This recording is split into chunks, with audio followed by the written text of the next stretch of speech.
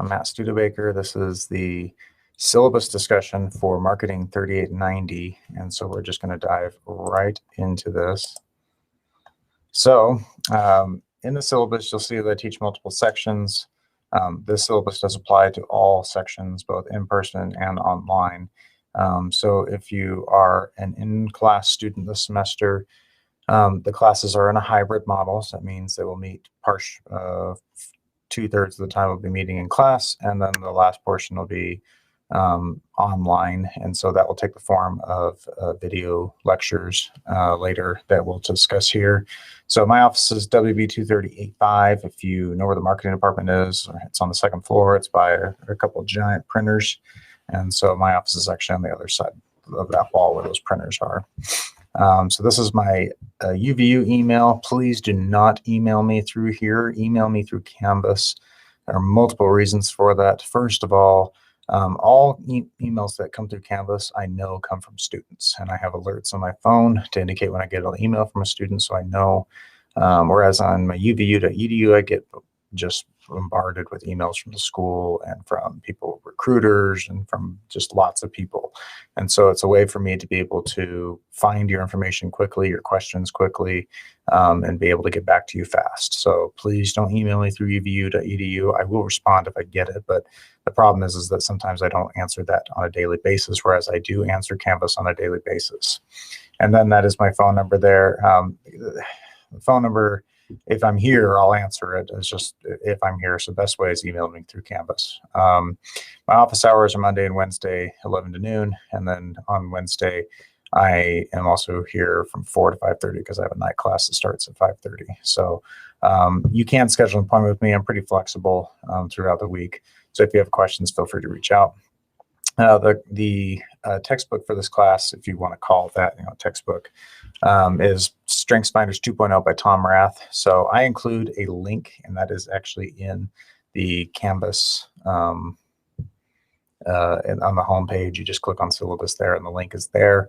You can also go to the StrengthsFinder assignment in the modules from the week 3, and you'll see the link within the assignment itself. So you just click on the link, and it will take you to Amazon, where you can actually go and select the book, and then you're all good. And so and then again, if it's been 3 years, within 3 years that you took this, because don't buy this book used, please buy it new, because you need the code to be able to take the assessment. If it's been longer than 3 years, I'd ask you to take it again. The book is like at maximum $20. If you buy the digital, if you buy the hardcover, it's like $15. So you do need that assessment, or that assessment key, so you can actually take the assessment. And that's just the only requirement. We will have assignments coming up in week 2. So it should be plenty of time before both the book to arrive, as well as if you're doing the digital copy, which I would prefer you to do just because you'll get it immediately. So let's skip on down. You can read these later if you want to for the course description and objectives. I'm not going to do that right now.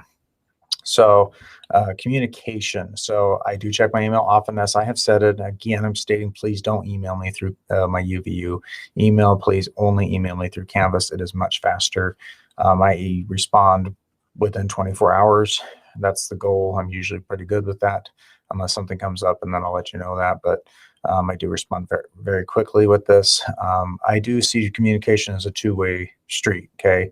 I respond quickly. I'm engaged. I expect the same from you. If there's something keeping you from class, or you're expecting unforeseen problems, if I don't know about it, I can't help you, okay? Especially when it comes for those that are in class, even online, but like if we are doing things in class and you don't show up and you don't tell me why you're not showing up, then you'll be reported for a 0 for that day, whatever we did, okay? And this is just like, I treat it like a job, okay? If you didn't call in to work and you didn't show up, we call those no-call, no-shows, and there are usually very severe consequences for those actions, typically in the form of you getting fired. Obviously, I'm not going to fire you from my class, but like that can result in 0s for like in-class activities or things like that. And so all I'm asking is that you communicate. You communicate with me, I can work with you, okay? I've had students joke that I'm the god of this course because I can move due dates, and I can absolutely do that. It's my class. And so If you need some extra time because something came up and is a legit reason, right? Now, if you're saying like, oh, we went on vacation and went longer, that's on you, right? You need to be better at planning. But like, you're dealing with a serious problem, or like, you know, there's health complications, whatever the case may be, your internet goes down or whatnot, then I can work with you, right? And so, but I need to know what's going on. I don't need to know in detail. I just need to know that you need extra time, and as long as it's like it seems legit, I'm fully willing to give it to you. Okay. In-class participation. So this is obviously for those coming to class, this as well as all the way down through Microsoft Teams and student roles. So if you are online, your online portion doesn't kick into the video lecture quizzes here. So just a couple things about this. In-class attendance and participation is 100 points, and you'll see later, this is significant. This is nearly 20% of the grade pertains to this. And it's because, lo and behold, those that come to class and participate have the better scores. So you want to make sure that you're coming to class. If you can't make it, you're just reaching out to me and let me know you're not able to make it. Okay. So for this in-class participation, obviously with COVID, we need to have restrictions for how many people can be here. I don't foresee this being a problem based off my experience with the previous semester. And I'm doing a survey. You should have gotten the survey by now when you see this. Please check it out and signify to me where you will be, whether you'll be reviewing it via Microsoft Teams or you'll want to come in class. I'm leaving it up to you. If I see that most students want to stay home, then those that want to come, they can come every day that we have class. And so that should be fine. With regard to health, if you're experiencing any of the symptoms regarding COVID, things like you're experiencing cough, shortness of breath, runny nose, fever, nausea, essentially every other virus symptoms. Anyway, so if you have feels like a cold or a flu, you probably should just stay home. Okay, please don't come to class. All right, we have Microsoft Teams for a reason. You can just plug in there, and all the classes are recorded. Okay, Big Brother is watching from the back of the room. That's a 1984 book reference. If you don't know what I'm talking about, and so just know that if you want to talk about personal matters, we can step outside the room so that doesn't end up on the recording. I'm more than happy to do that. We can go back to my office or talk about it. Let's just know that when they're in the classroom, whatever's said in the classroom, is if that computer screen is on, the monitor's on, it is recording. So I don't want you to feel like stuff is said and that you feel like it's going to be in that recording. Just a heads up, okay? And then scrolling down, so the video lecture quizzes. So this video is accompanied with a quiz that you'll take throughout the video. Obviously, you're experiencing that because you can see the quiz.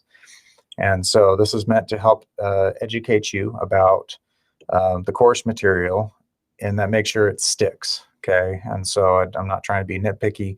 These quizzes are not meant to trick you up or to confuse you. They are very straightforward. I'm just making sure you're hitting on the main points because if you're grasping that, you're going to succeed in the class. That's my goal. So make sure that you are paying attention for the most part. They will be painfully obvious. And so there's no time limit on these quizzes. Just take them until you're ready to submit it, okay? The final project and presentations were 60 points. This is the most points in the class, as well as the final exams, 35 points.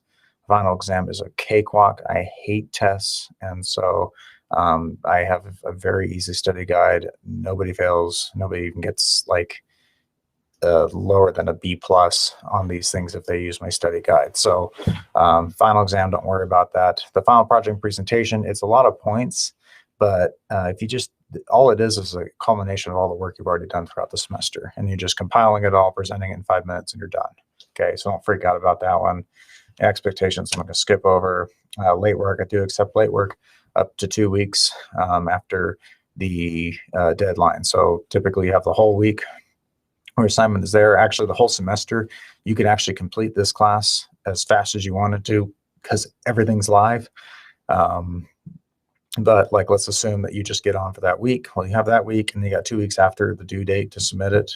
You do get a 20% penalty. So the most you could get is, if it was 100 points, is 80 out of 100. And then obviously if you have any errors within that or something like that, then that would be deducted from that.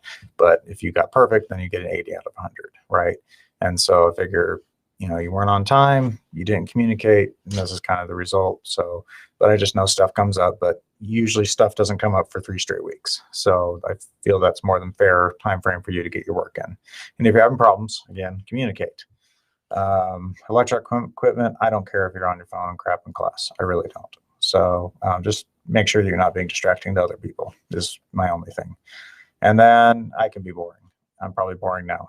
Withdrawals, if you're having a rough time, withdrawals are a hell of a lot better than an F. Okay. Yes, a W does show up on your transcripts or UW, but it's not going to impact the GPA is the difference between them. I would prefer you to drop before you realize that, but some people do take advantage of withdrawals because something happens and that's why it's there.